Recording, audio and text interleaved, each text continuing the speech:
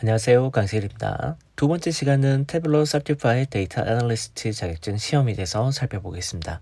본 시험은 새로 만든 자격증이고요.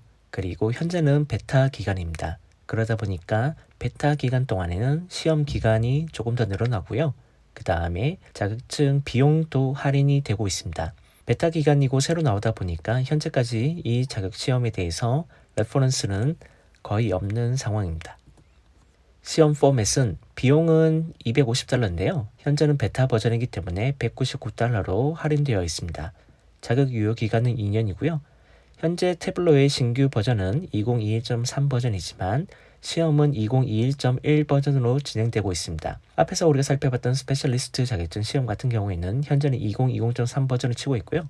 그 다음에 데이터 애널리스트 자격증 시험은 2021.1 버전이기 때문에 시험에 따라서도 버전을 반드시 체크를 사전에 해주시기 바랍니다. 그리고 2021년 11월까지 베타 기간이 늘어났고요. 그래서 베타 기간 동안은 시험 시간 및 비용 혜택이 있습니다. 여러분들이 자격증 시험을 준비하는 시점에서는 버전이 달라질 수 있으니까 버전업이 되는 경우에는 그 버전 내에 있는 새로운 기능들도 유심히 살펴보시면 좋을 것 같습니다. 데이터 애널리스트 자격 시험은 다음과 같습니다. 제한 시간은 150분이고요. NDA 리뷰 과정까지 포함을 하면 150분 정도 되는 것 같습니다. 질문 형식은 객관식 또는 복수 답변이 있고요. 이 부분은 스페셜리스트와 동일한데 액티브 스크린과 빌드 리스트 그리고 드래그 앤 드롭, 핸즈온 랩이 있습니다. 객관식으로 답을 하나 고른 과정이 있고요. 또는 2개, 3개를 고른 과정이 스페셜리스트와 동일한데 그 외에도 예를 들어서 계산식을 만들 때 계산식에 대한 전체 과정을 쭉 나열한 다음에 그 과정들에 대해서 순서대로 A부터 E 영역까지 우리가 조각을 맞추는 방법이 있을 것 같습니다. 또는 드롭다운 메뉴를 눌러서 거기에 있는 값들을 선택을 해서 만들 수가 있는데요. 예를 들어서 데이트 관련된 함수를 펼쳐놓은 다음에 앞에서 나온 그림에서 적용할 수 있는 데이트 관련된 함수를 선택을 하는 경우에 드롭다운 메뉴가 있을 것 같고요. 또는 날짜 부분에 대해서 즉 year, quarter, month, week, day처럼 날짜 부분도 역시 드롭다운 메뉴로 해서 우리가 고르는 문제도 있을 것 같습니다. 또는 핸즈온 랩 같은 경우에는 나중에도 말씀드리겠지만 데이터 애널리스트 같은 경우에는 세 가지 섹션인데요. 그 중에 두 번째 섹션이 태블릿 데스크탑 환경이 노출이 되고 그 태블릿 데스크탑 환경에서 우리가 실제로 나온 문제를 구현해서 답을 구하는 과정도 있습니다. 문항수는 총 70개인데요. 그 중에 59개는 지식 베이스이고요. 11개는 데스크탑 환경 내에서 문제를 푸는 과정입니다. 합격 점수는 스페셜리스트와 동일하게 750점입니다. 다만 스페셜리스트 같은 경우에는 바로 우리가 시험을 응시를 하면 시험 점수를 알 수가 있었지만 현재 베타 버전인 데이터 애널리스트 같은 경우에는 베타 기간이 종료된 다음에 3개월에서 5개월 후에 우리가 점수를 확인할 수가 있게 됩니다. 시험 언어는 영어가 되고요. 그 다음에 응시 플랫폼도 최근에 바뀐 피어슨 뷰로 우리가 시험 예약 및 응시를 해야 될 것 같습니다. 전체적인 아웃라인은 다음과 같습니다. 도메인 1, 2, 3, 4가 있는데요. 도메인 1 같은 경우에는 데이터를 연결하고 변형하는 과정입니다.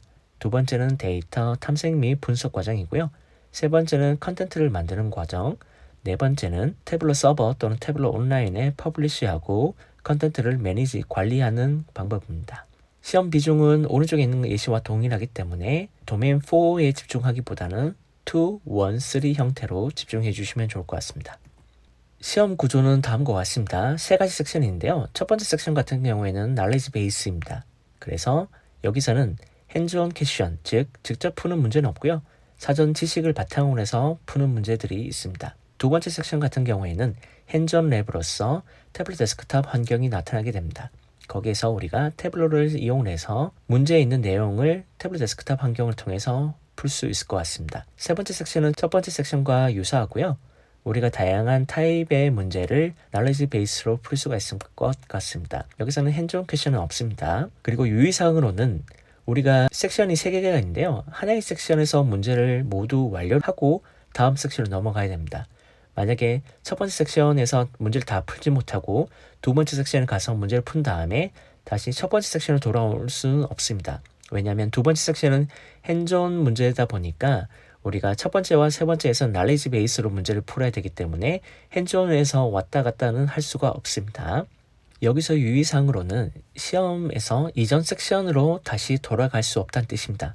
무슨 얘기냐면 첫 번째 섹션을 풀고 나서 두 번째 섹션으로 넘어가게 되면 다시 첫 번째 섹션으로 와서 문제를 수정을 하거나 또는 푼 문제를 업데이트를 할 수가 없기 때문에 반드시 해당되는 섹션마다 마지막으로 리뷰를 눌러서 풀지 못한 문제들을 다시 한번 검증을 하는 과정들이 필요할 것 같습니다. 데이터 애널리스트 자격 시험 준비 과정으로는 첫 번째는 시험 버전에 맞는 데스크탑을 다운로드 받아야 될 것 같습니다. 현재 데이터 애널리스트 자격증은 2021.1 버전으로 진행이 되고 있기 때문에 지금 나오는 URL처럼 2021.1 버전을 다운로드 받아주시기 바랍니다. 두 번째는 해당 버전을 다운로드 받은 다음에 영어 버전으로 언어를 변경해야 될 것 같습니다. 메뉴는 태블릿 데스크탑을 오픈한 다음에 상단에 있는 도움말 메뉴, 그리고 언어 변경, 그리고 영어로 변경하신 다음에 충분히 해당 과정들을 연습해 주시면 좋을 것 같습니다.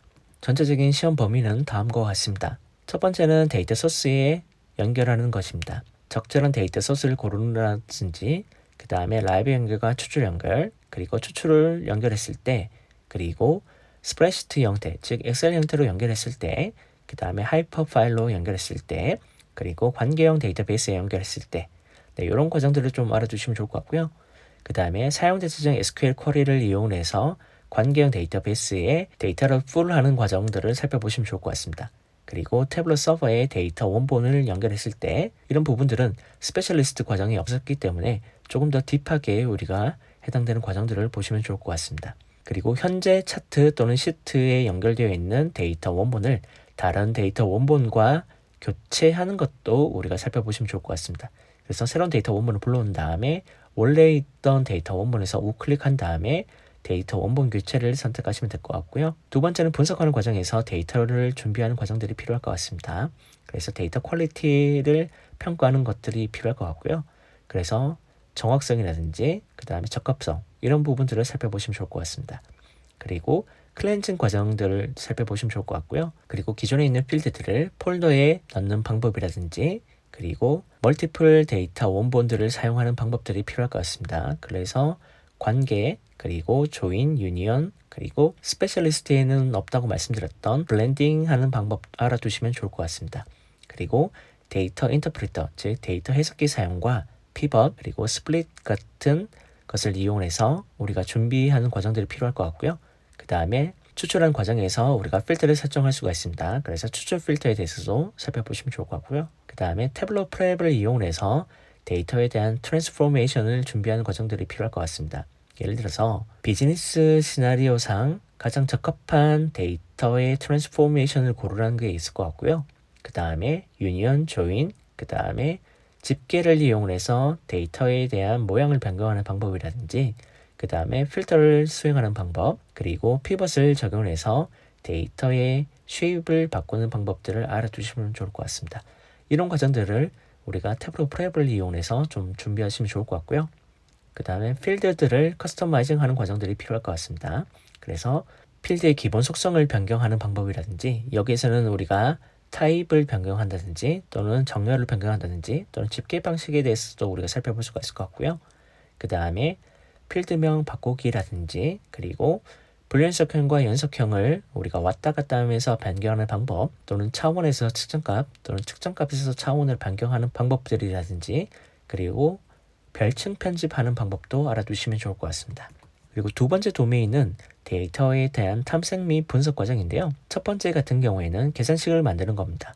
그래서 날짜 관련된 계산식, 예를 들어서 데이터 펄스, 데이터 네임 등 데이터가 들어가는 함수에 대해서 살펴보시면 좋을 것 같고요. 그 다음에 문자열, 논리적 함수, 그 다음에 불린, 즉 true or false 형태로도 살펴보시면 좋을 것 같습니다. 그래서 관련된 계산식으로는 if, case, nested 이런 부분들을 알아두시면 좋을 것 같고요. 그 다음에 숫자 형태, 그리고 타입을 변경하는 방법들이 있을 것 같습니다. 그래서 예시로 추가한 것을 보시면 문자열 형태를 날짜로 바꾼다든지 또는 정수를 문자 형태로 바꾼다든지 이런 예시들이 있을 것 같습니다. 그리고 집계 함수라든지 또는 LOD에 대한 부분도 있을 것 같은데요. 이 시험에서는 fixed LOD에 대해서 살펴보시면 좋을 것 같습니다. 두 번째로는 퀵 테이블 계산이 있을 것 같은데요.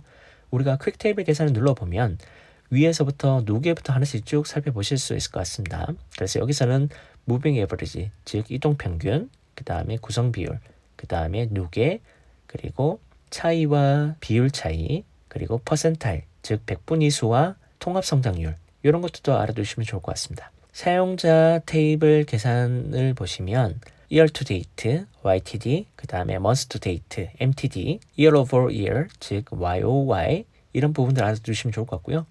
그 다음에 테이블 계산 중에 인덱스 함수라든지 랭킹은 랭크 함수, 그 다음에 first, last 함수에 대해서 살펴보시면 좋을 것 같습니다. 네 번째는 필터를 사용하는 방법인데요.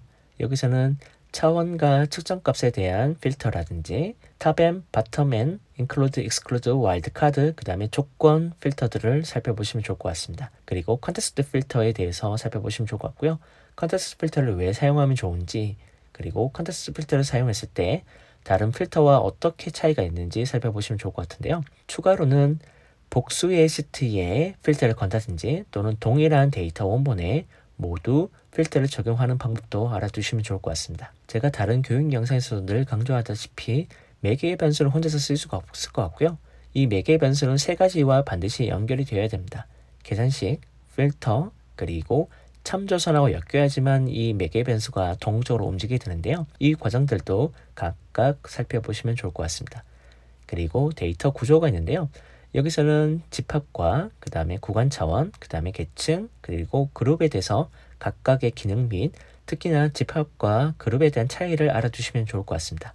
그리고 맵의 지리적 역할을 추구하는 부분이 필요할 것 같은데요. 예를 들어서 심벌 맵, 기호 맵이 있을 것 같습니다. 크기에 대한 차이를 둘 수가 있을 것 같고요. 그리고 히트 맵과 밀도 맵, 그리고 코로플러스 맵 같은 경우에는 우리가 쉽게 말씀드리면 채워진 맵을 보시면 될 것 같습니다. 그래서 면적을 기준으로 우리가 면적 위에 색상을 입혀서 구분을 할 수 있는 것이 바로 채워진 맵이라고 보시면 될 것 같습니다. 그 다음은 우리가 좌측 사이드바를 데이터 패널이 아니라 분석 패널로 바꾼 다음에 거기에 있는 기능들을 사용하는 건데요.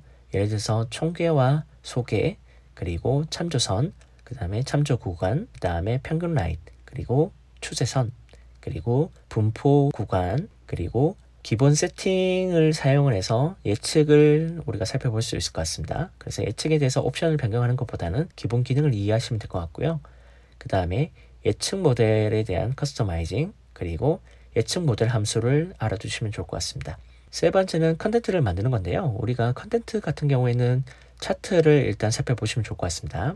그래서 우리가 흔히 기본 수준으로 알 수 있는 막대, 라인, 파이, 하이라이트 테이블, 분산형 차트, 히스토그램, 트리맵과 버블 형태, 그리고 테이블과 간트 차트, 그 다음에 박스 플롯과 영역 차트, 그리고 스페셜리스트에서 말씀드렸던 것처럼 이중축과 콤보 차트에 대해서 살펴보시면 좋을 것 같습니다. 그 다음에 데이터 정렬이 있을 것 같은데요. 특히나 사용자 지정 정렬을 살펴보시면 좋을 것 같습니다. 그래서 특정한 필드를 기준으로 내림 차순 또는 오름 차순 정렬하는 것을 살펴보시면 좋을 것 같습니다. 그리고 대시보드와 스토리를 만드는 건데요.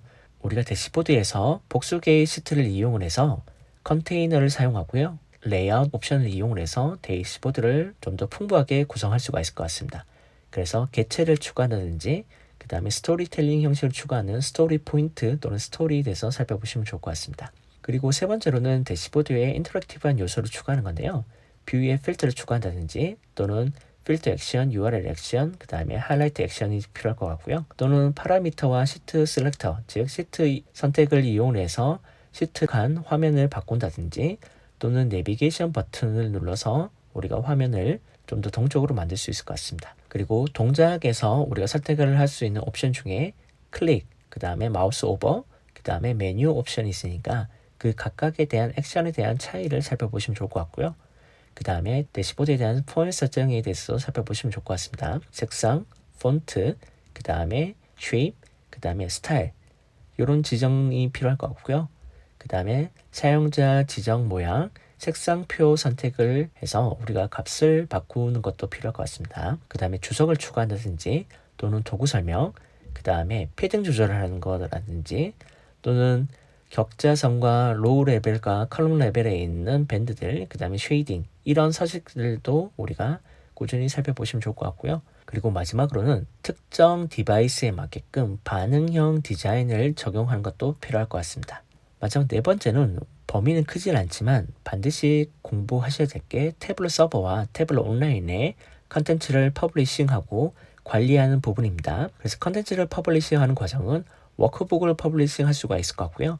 그 다음에 데이터 원본을 태블릿 서버랑 태블릿 온라인에 퍼블리싱하는 방법이라든지, 그 다음에 컨텐츠를 내보내기 한다든지 또는 프린트하는 방법도 필요할 것 같습니다. 그 다음에 업데이트에 대한 스케줄링 관리인데요.